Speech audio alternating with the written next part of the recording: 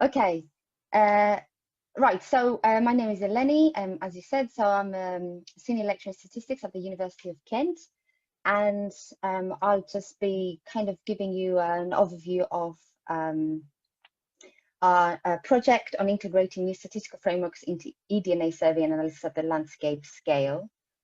So I'm the PI for the project, but I have lots of collaborators, wonderful collaborators, and they each contribute in a unique way to the project. So at the bottom, you can see all the co-Is, so in alphabetical order. So we've got Alex Bush from Lancaster, Jim Griffin from UCL, Richard Griffiths from Kent as well, and Doug Yu from UEA. And if you look at their affiliations, you also see that they each have slightly different backgrounds. So what the team combines is expertise in obviously statistics, genetics for the environmental DNA aspect, and ecology and conservation. And at the top here, we've got Alex Diana, who is our brilliant postdoc. And he's doing all the hard work in the modeling and coding. And this little guy here is a great crested newt, and he has played a big part in this because the original data sets that motivated a lot of this work was that Richard actually brought to us ages ago now, was a data set on great crested newts collected by Natural England. And that really was the start of us kind of getting interested in modeling environmental DNA data. And I will say a bit more about what environmental DNA is. So our idea for this project was that, in our opinion, there's in recent years been three major innovations in ecology. So obviously there's been an explosion in terms of statistical methods, and in particular for analyzing community data.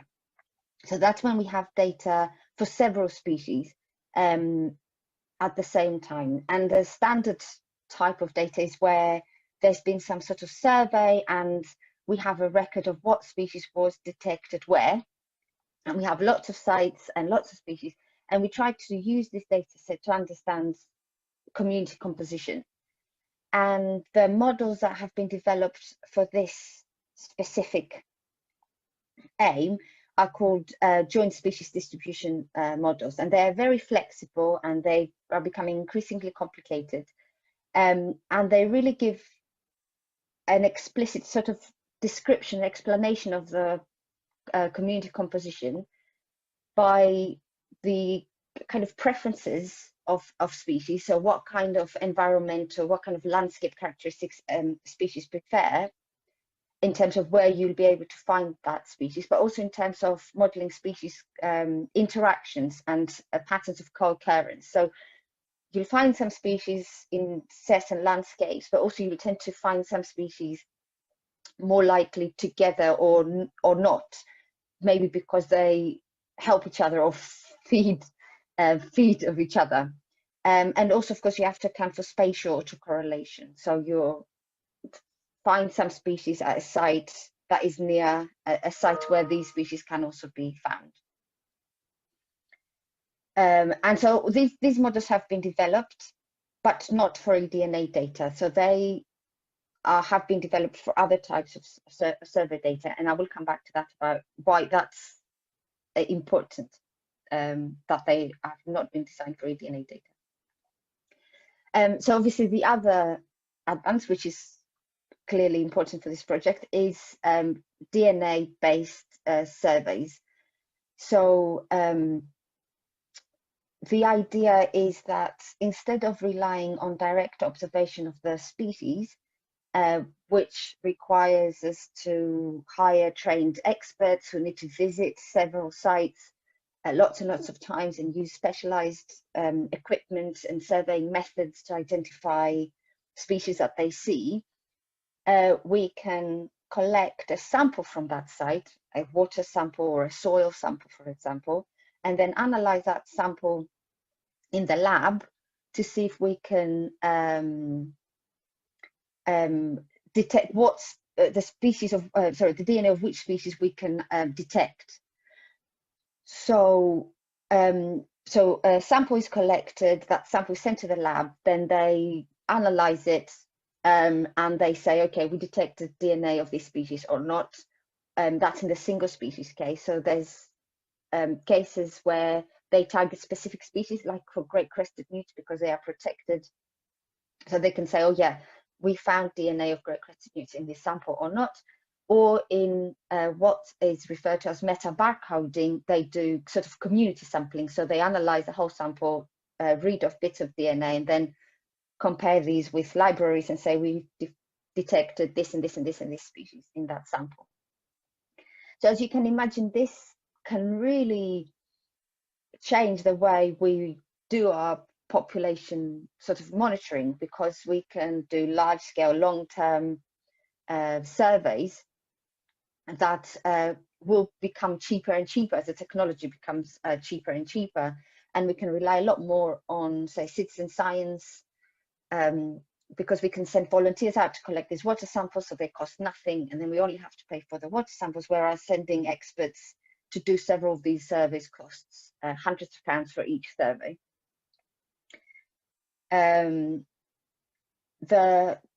So this is the idea of what I was explaining earlier. So this is, suppose we're interested in great crested newts. We go out and we'll collect a water sample and send it to the lab.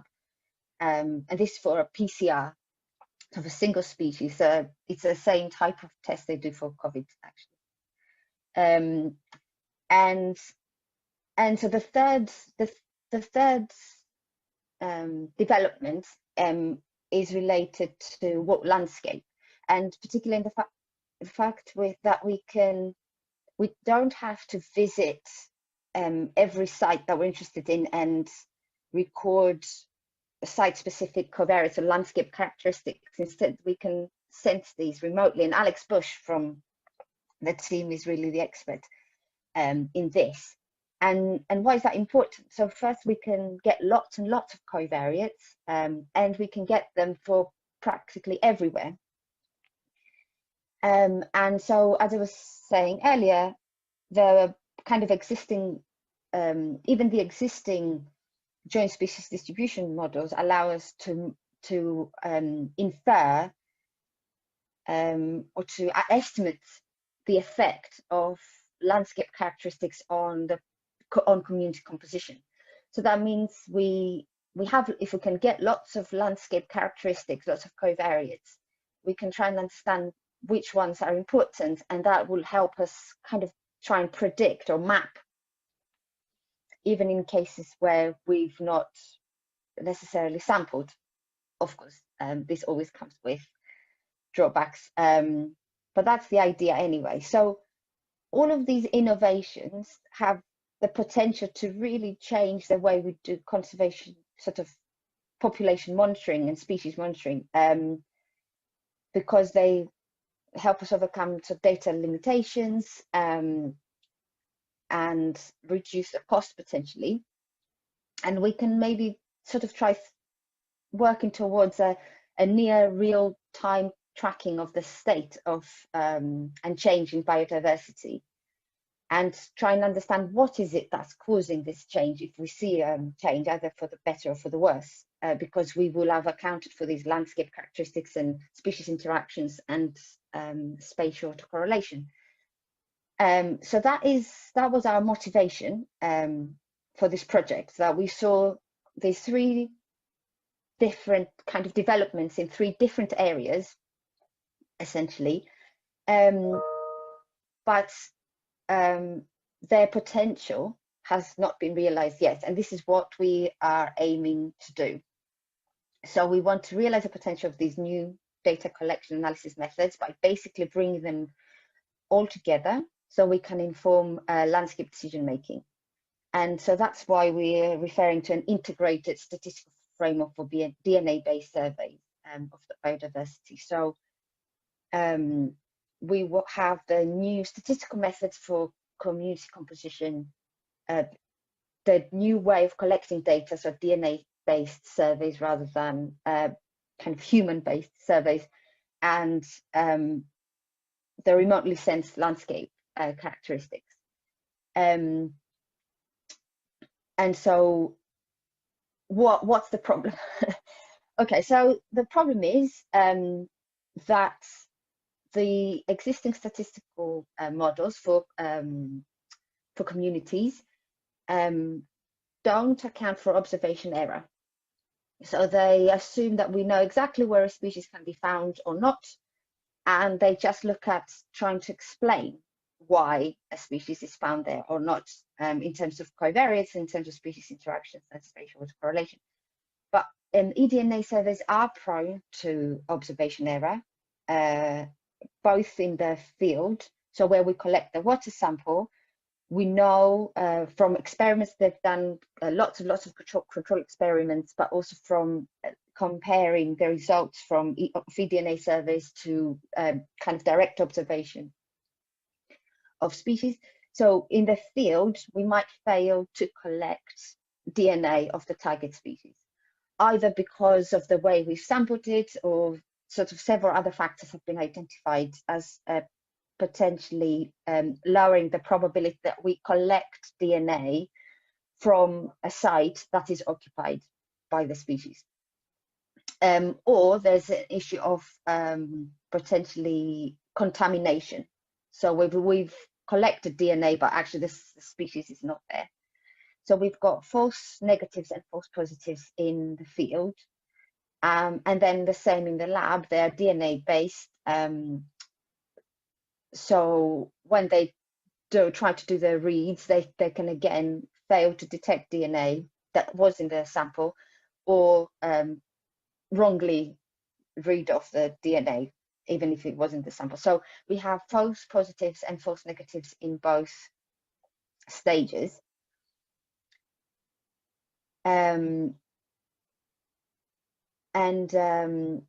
So I was saying the existing methods don't really account for that. So we need to account for observation error, but it's not as simple as it sounds, because actually the models, if we do that, the models become non-identifiable.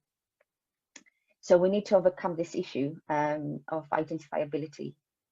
So the other issue is, as I said, we have lots of covariates available to us, so landscape characteristics, but obviously we can't just put them all in the model. We want to be able to understand them and understand their effects. And so to do that, we want to be able to do variable selection, and all of this is in a Bayesian framework. So we want to do efficient Bayesian variable selection in potentially very large dimensions. So we already have very complicated models, potentially thousands of sites, hundreds of species, and hundreds of landscape sort of covariates, site-specific covariates with observation error. So the model has lots and lots of layers, and so we want to design efficient algorithms for doing efficient Bayesian variable selection. And once we've done all of this and we've put everything together, of course, the next question is how to best allocate our resources. So, you know, if I want to understand where, so community composition, so maybe for single species or for the whole community, how many sites will I need to sample, and how many different types of landscape do I need to consider to understand the effect of landscape characteristics, and then how many samples from each site do I need to collect? And all of this obviously has a cost. So each sample then might cost thousands of pounds to analyze. So all of these need to be accounted for. So once we've got the modeling framework in place, then we can start looking at how to best use our available resources for this purpose. So this was motivated, as I was saying, by data sets collected by Natural England. So Natural England use eDNA for grey-crested newts quite routinely now. So it's becoming quite a standard monitoring tool. And our first papers out. Obviously, we started this long before the NERC grant started. So this was for single species data, and this has recently come out in JRSSC. And so we showed how you can overcome the identifiability issue for the single species model and account for false positives and false negatives in both stages, and also perform efficient Bayesian variable selection. But now we need to take this and extend it to multiple dimensions.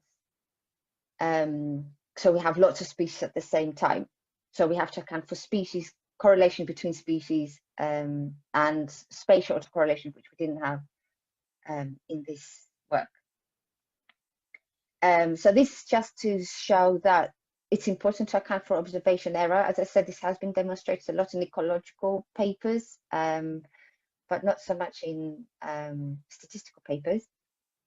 And so this is just the results from our papers. You can see the false negative and false positive rates for both stages of the survey. That's for red crested newts, but we're finding these are quite consistent across species, and especially stage 1, so the field stage where we collect the water sample, is associated with quite high error rates, especially false negative. So this is basically showing us that they need to change the way the water sample is collected, or potentially to collect more water samples than they currently do. Stage 2, which is the lab stage, is a little bit more reliable, especially for false positives. That's quite low false positive rate, but we still have fairly high false negative rates. So that's where the DNA of the species is included in the sample, but we fail to detect it. But again, that might relate to stage 1, so where we've collected DNA, but not in high enough concentration to be able to be picked up from the in the lab. So Alex has been working really hard building an RShiny app that is user friendly. The thing is that these methods are, so these data sets are collected by people who don't really use R, and so we wanted something that is more kind of more similar to, say, SPSS or something, so it's more point and click. That's why we decided to go for an RShiny app, and more and more people have been contacting us who have used it, so it seems to be doing the trick. So what have we been doing? So Alex joined us in April. So he's been working on the RShiny app for the existing model, and looking at meta barcoding data. So that's when we do the multiple species at the same time in the lab. But we've been learning a lot about bioinformatics, because the process in the lab is a lot more complicated than for the single species case, and there's actually a lot of decisions that are being made in that process that at the moment are not being modeled. So there's a lot of deterministic allocations, and we are trying to understand the whole process so that we can model the whole process. So not just looking at the resulting binary data, yes, that species was detected there or not, but actually trying to model the whole process and coming up with data that are not treated as deterministic, because they're not really. So making different decisions in this bioinformatics stage actually leads to different data. And the other aspect of the existing joint species distributions models is how species interactions are being modeled, and we've been looking at different ways of inducing sparsity, basically, in how we model their interactions. And clearly we want, as I said, to build in efficient Bayesian variable selection. And Jim Griffin, who's one of the co-Is, has recently published some work that works in very high dimensions, but for linear models and normal linear models. And we are extending this to work for our eDNA data. And I think that was it from me.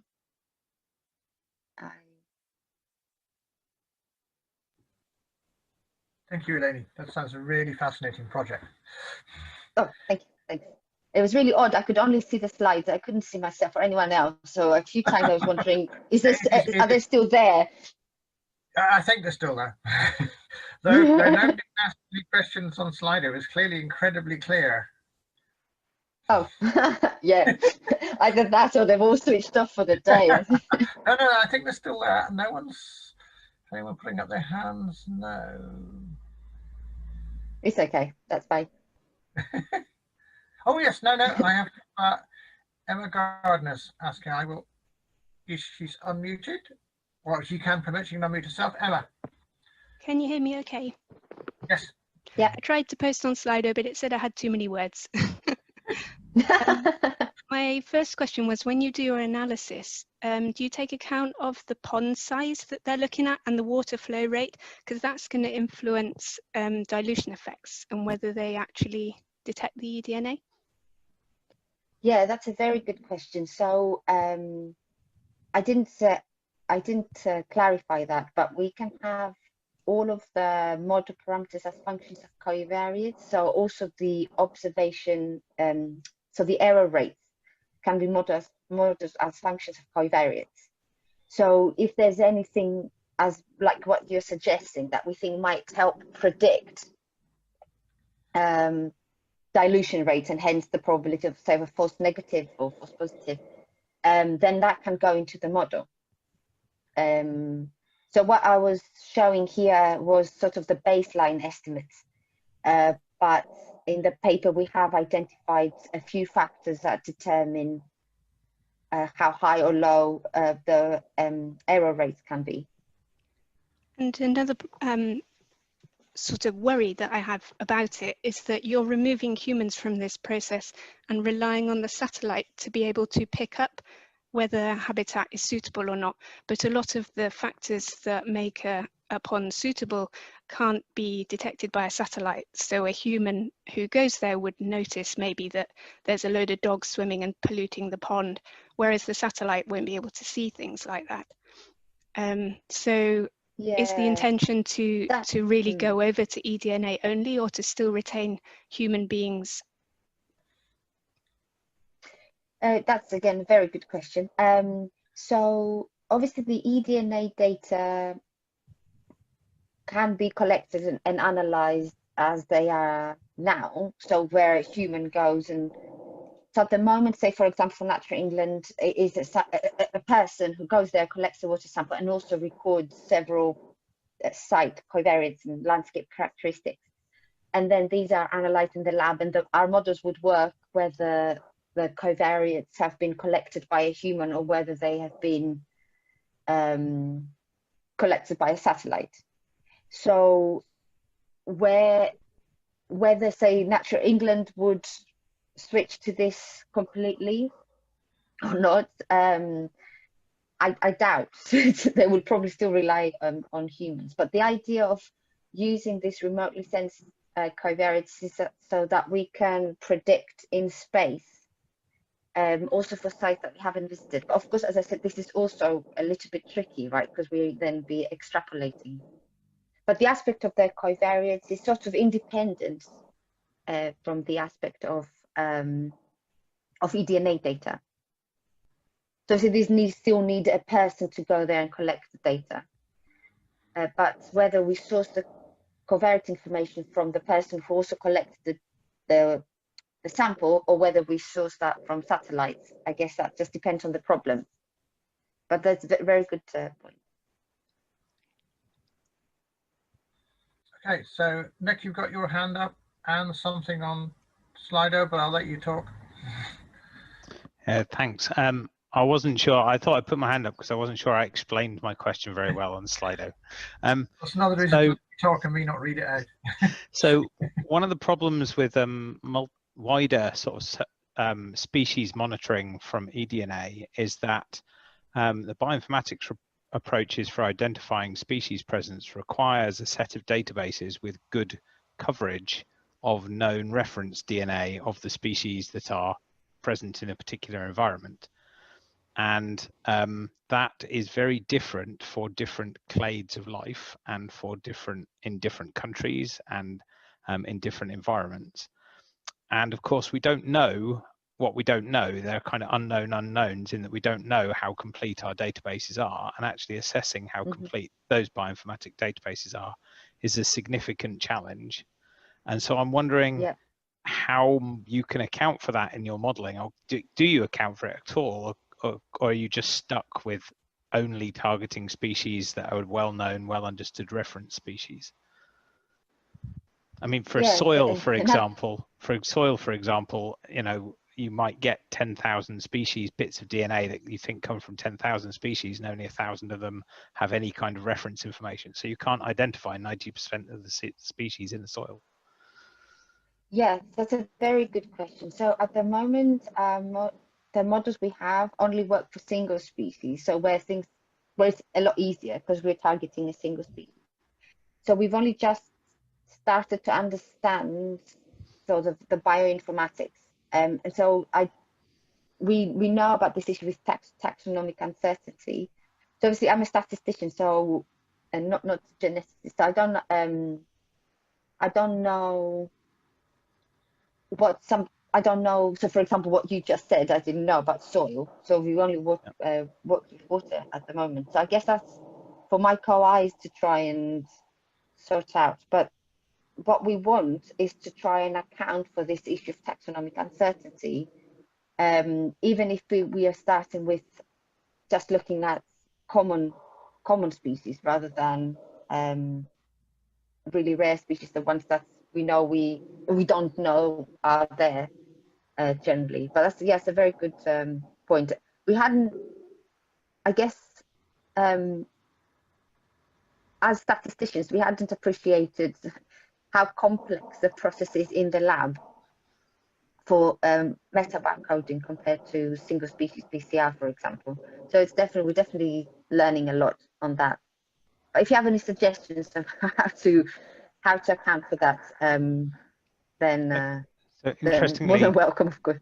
So interestingly, my background originally was astrophysics, but I spent the last 10 years doing bioinformatics. So I'd be happy to talk to you about this. And there are some similarities between these database trying to assess unknown levels of completeness in bioinformatics databases as techniques developed in astronomy for trying to estimate how complete our databases are there, how complete surveys are. So if you want to talk a bit more about this, I have some insights that might be useful. Yeah, absolutely. That sounds incredibly interesting. Yeah, I'd love to chat to you more. So I guess it's easiest if you email me. Sure. I'll try and put my Yeah, we can facilitate. Thank you, because I can make sure that we put you in touch with each other. Thank you, that's great. That would be very helpful. Okay, are there any other questions? Okay, I'd like to thank all the speakers for some very nice talks.